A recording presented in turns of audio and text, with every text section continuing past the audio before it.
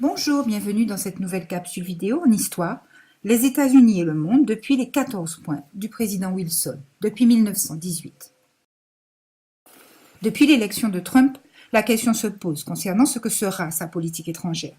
Pour Trump, le déclin américain est une conséquence de la politique étrangère des États-Unis depuis des années. Et l'internationalisme américain, s'il est bon pour le reste du monde, ne l'est pas pour les États-Unis. C'est pour lui un bad deal. En matière de politique étrangère américaine, ce postulat de Trump pourrait conduire à une redéfinition plus étroite des intérêts américains, remettant en cause le rôle des États-Unis comme gendarme du monde et garant de l'ordre international depuis 1945. Au fondement de la politique étrangère américaine se trouvent deux concepts, celui de la doctrine Monroe et celui de la destinée manifeste. Le président Monroe, en 1823, formule sa doctrine de l'Amérique aux Américains. Les États-Unis promettent alors de ne pas s'engager dans les affaires européennes si les États européens renoncent à toute intervention sur le continent américain. C'est la naissance de l'isolationnisme américain, véritable courant de pensée défendu jusqu'à aujourd'hui en matière de politique étrangère américaine. L'isolationnisme n'est pas le seul rapport au monde des États-Unis. Depuis 1845 est né le concept de destinée manifeste. Les États-Unis ont une mission civilisatrice, celle de répandre leur modèle, d'abord sur l'ensemble du continent américain, puis de civiliser le monde, le rendre à son image, pour faire littéralement le bonheur des autres États, malgré eux.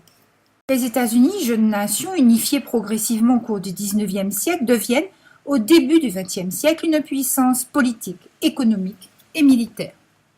Parce que leurs intérêts sont menacés, 1917 marque le début de l'engagement des États-Unis dans le conflit mondial, alors qu'ils n'y étaient pas disposés, car très attachés à leur isolationnisme.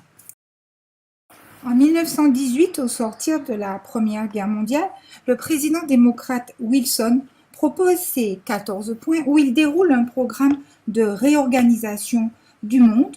C'est une confirmation de la sortie isolationniste des États-Unis. Les États-Unis, depuis lors, étendent leur influence dans le monde, hésitant entre isolationnisme et interventionnisme. Ils s'affirment, dès la Seconde Guerre mondiale, comme les leaders d'un monde libre. Ils sont, depuis la fin de la guerre froide, l'unique hyperpuissance, même si leur domination est contestée. La problématique pour ce cours, comment la puissance états-unienne évolue-t-elle dans les relations internationales depuis 1918 ? Grand 1, 1918-1941, les États-Unis entre interventionnisme et isolationnisme. Premier élément, pour sortir de l'isolationnisme, les 14 points du président Wilson. Le président Wilson expose sa vision d'un monde en paix dans les 14 points, présentés au Congrès début 1918. 3 points essentiels dans ces 14 points, les droits des peuples à disposer d'eux-mêmes, la généralisation du libre-échange et la création de la Société des Nations. Dans le même temps, les États-Unis s'affirment comme une puissance économique. Ils représentent 16% du commerce mondial, possèdent 60% du stock d'or. On parle alors de prospérité euphorique jusqu'à la fin des années 1920. Deuxième point de cette première partie, à partir de 1920, les États-Unis se replient sur leur zone d'influence jusqu'en 1941. Les propositions de Wilson sont bien accueillies en Europe, mais contestées aux États-Unis. En 1920, c'est l'arrivée au pouvoir des républicains. Le Sénat rejette les idées de Wilson. Le slogan des républicains à ce moment-là, America First. En théorie, c'est le retour à l'isolationnisme, comme le prouvent les lois de 1921 et 1924, qui limitent l'immigration. En pratique, les États-Unis ne peuvent pas rester en dehors d'une économie mondiale qu'ils dominent. Le dollar est la seule monnaie convertible en or en 1918. De plus, les pays européens doivent rembourser les sommes considérables empruntées aux États-Unis durant la guerre et au lendemain du conflit. Les États-Unis sont devenus un banquier de l'Europe et peuvent faire pression. La grande crise économique à partir de 1929 a comme conséquence un repli encore plus important des États-Unis sur ses intérêts nationaux. On peut aussi noter une neutralité à l'égard de la montée du fascisme en Europe. Bien que faisant le choix d'un isolationnisme diplomatique, les États-Unis ont aussi une influence culturelle forte dans cette période, avec l'exemple de la diffusion des films hollywoodiens en Europe, qui montre l'image d'une société américaine dynamique, moderne et jeune.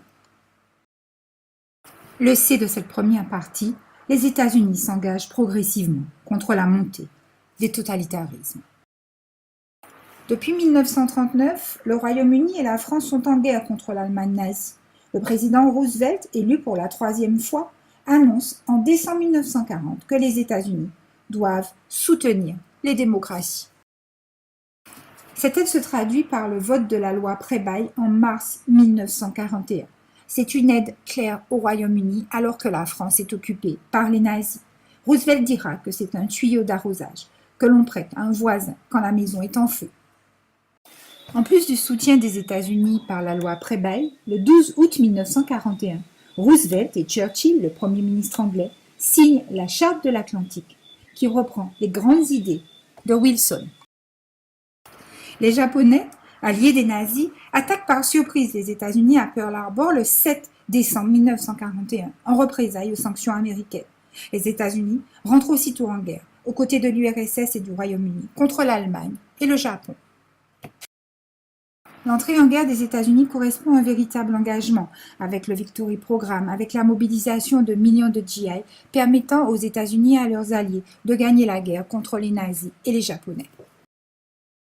À bientôt pour une prochaine capsule.